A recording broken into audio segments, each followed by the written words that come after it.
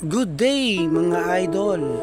Ngayong araw na ito, tayo ay tutungo ng Baguio at bibisitahin natin ang bagong tourist attraction ngayon dito sa Baguio City, ang Dragon Treasure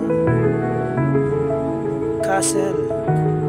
Bagamat hindi pa tapos ang ibang bahagi nito, marami nang tumutungo dito para mamasyal sa lugar na ito. Kaya samahan nyo kami para tuklasin ang ganda ng kastilyong ito. Tara na, rides na tayo mga idol.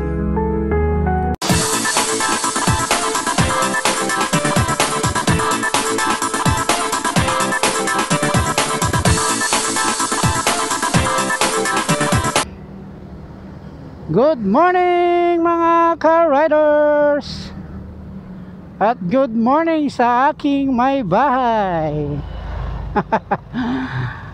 Yun o, sa sunod bibigyan kita ng mic sa intercom natin para marinig din yung boses mo dito sa ano.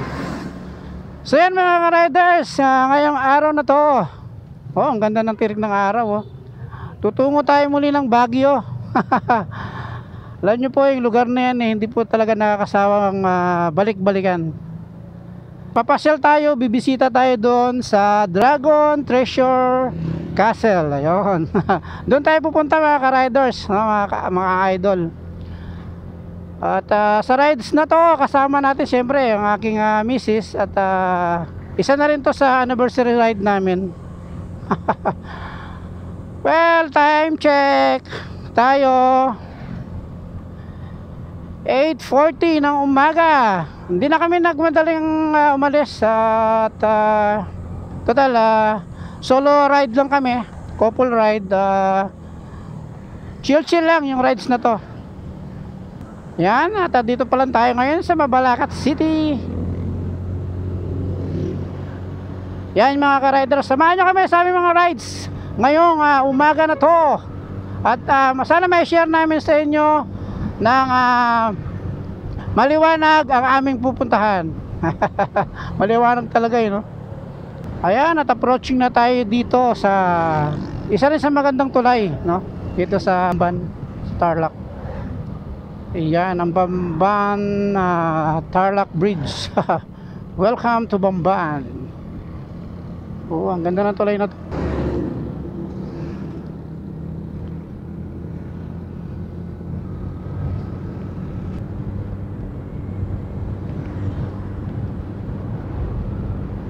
Camera muna natin yung sarili natin.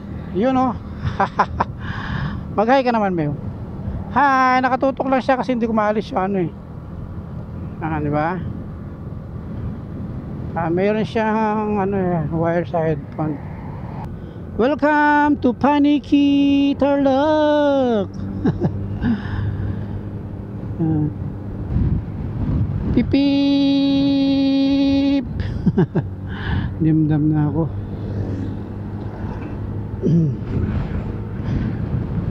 Yan mga idol, malapit na tayo sa boundary ng Pangasinan. Yun o. Welcome to Pangasinan. Yan, nasa Rosales na tayo mga idol, mga ka-riders. Rosales, Pangasinan.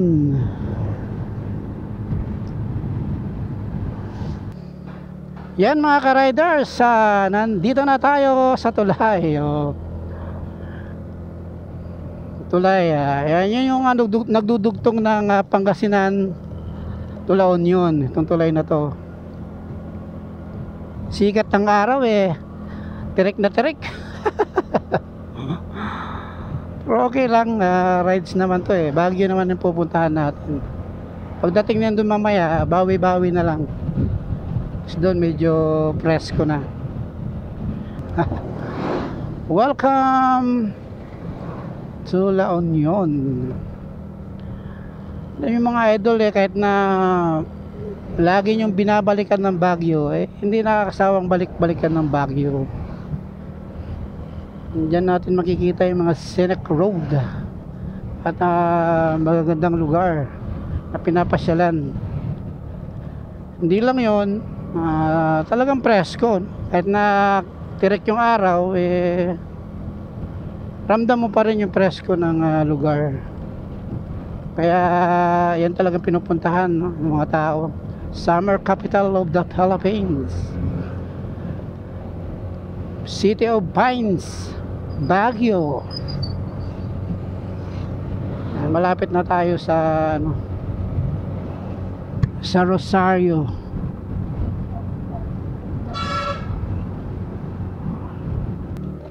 Yan, nasa Cannon Road na tayo.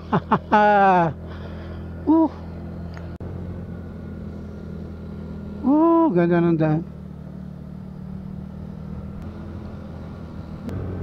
Ganda. Ganda ng daan. Wow, grabing ganda. Ganda talaga dito sa Cannon Road, oh. Tingnan nyo naman mga idol, mga ka-riders. Yun, oh. Kaya sa personal talaga, ang ganda siya tingnan. Oy, we are here in Lion's Head. Siyempre, pag dumaan ka ng Cannon Road patungong Baguio, dadaanan natin tong Lion's Head na to. Yan. So, dadaan lang tayo dito mga idol, mga ka-riders. Ayun, daming tao, daming namamasyal.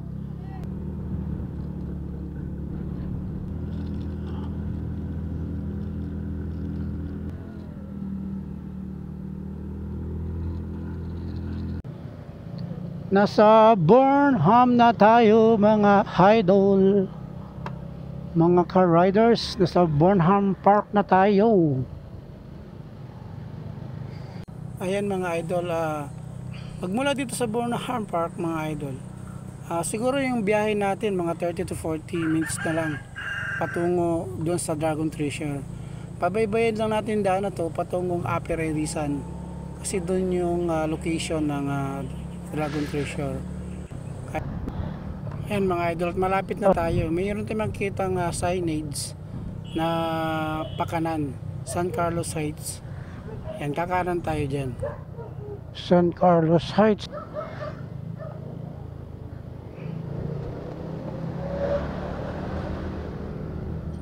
Yan mga idol, medyo paahon lang pagdating mo na dito sa part na to. Medyo akyatin lang talaga siya. Ayan, at pagdating mo dito sa may kanto, kakaliwa tayo dito. Yan, may kakaliwa dyan. Yan, dito tayo. Pas tayo ng kaliwa. Ayan.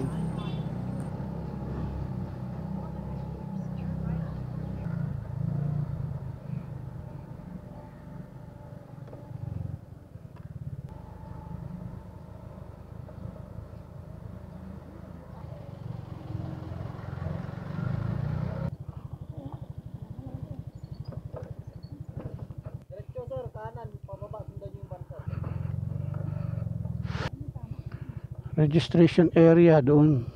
Boss, registration area. Doon. Parking sa kami sa Treasure, Dragon Treasure. Yun yung trap registration. Tapos magpa-parking kami doon. Okay, sige. Ayan, dito na tayo sa registration office nila.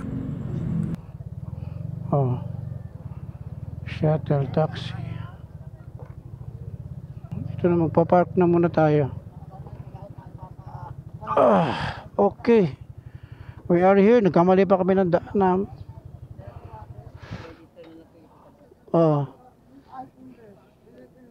Pwede yung isa na lang yung pumunta. Ay, nandito na tayo sa magpa-registered muna tayo mga idol. Dito yung registration area nila bago tayo makapasok ng Dragon Treasure Castle.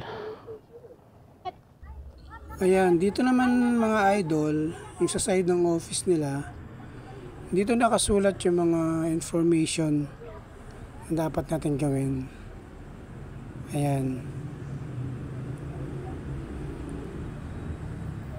Okay, at ito naman yung ticket fees nila. Yung adults 165, senior PWD student 132. Yan yung price ng ticket dito, mga idol. Ticket, sir? Opo, nandun na po, nandun na yung kasama ko. Yung motor Ayan, na lang, park na lang po, sir. Okay, dito yung daan na, wala dito na. Okay, Ikot po kayo. okay. Ito yung pinaka, sa ticketing area nila ito. Dito yun. Ayan. Okay, tapos na yung misis ko. Oh, okay na, Mel. Parking tayo. Let's go. So, sasakay pala muna ng ano. Pagkatapos pala sumakay pala ng shuttle, papunta doon. Let's go na tayo. So, ayan, iikot lang tayo mga idol dito sa registration area nila kasi one way lang po kasi yung pagpasok. Ngayon paglabas, ikot tayo uli dito kung saan yung banda, yung entrance. Kailan bababa tayo doon sa baba para sa parking ng mga motor.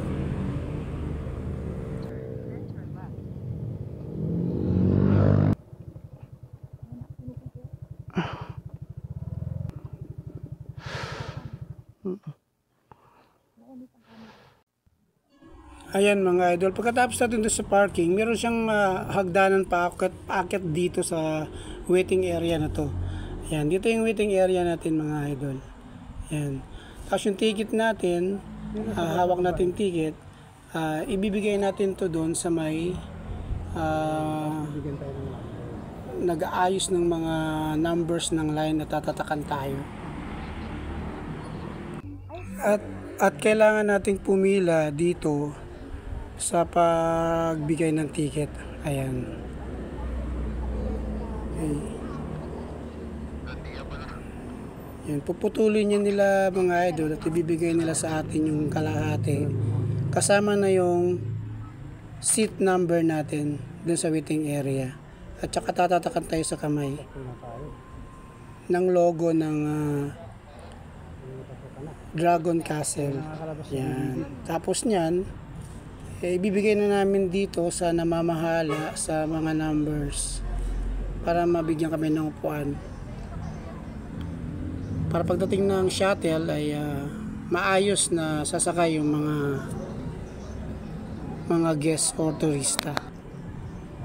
Mabilis lang naman mga idol yung paghihintay natin ng shuttle kasi mabilis din yung pagdating ng shuttle kasi malapit lang naman yung Dragon Castle dyan sa area dito sa area mismo ng ating waiting area. Ayan, at ilang minuto lang at sakay na rin tayo sa shuttle nila. Tutungan na tayo doon sa Dragon Castle mismo. Yun, bakit pa pala doon?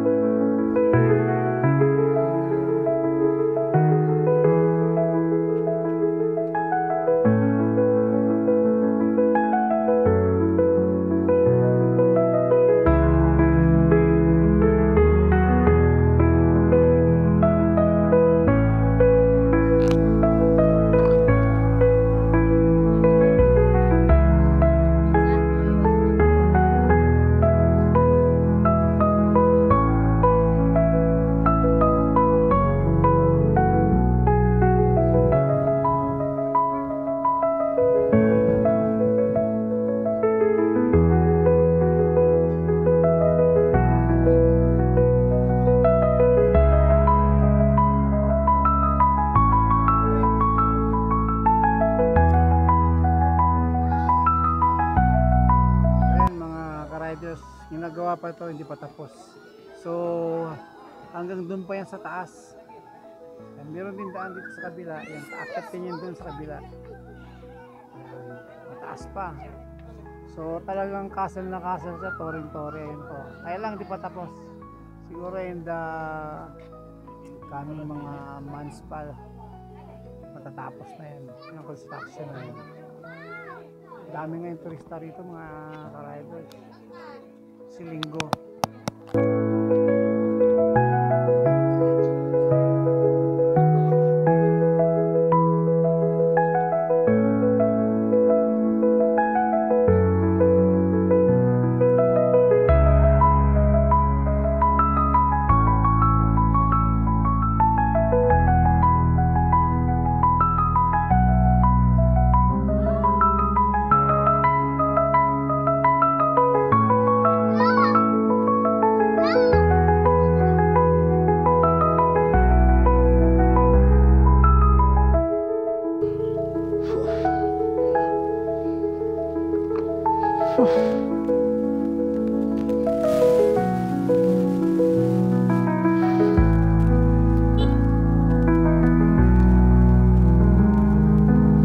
Yun oh, labas na tayo ng ano.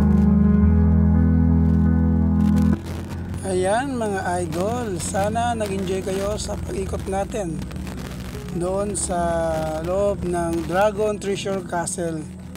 At ngayon mga idol ay uuwi na kami dahil hapon na at sana magkita-kits tayo muli sa mga darating ko pang mga video. Sana i-like at i-subscribe nyo ang aking YouTube channel. Thank you so much mga idol, mga ka-riders. Bye bye, ingat po kayo lagi.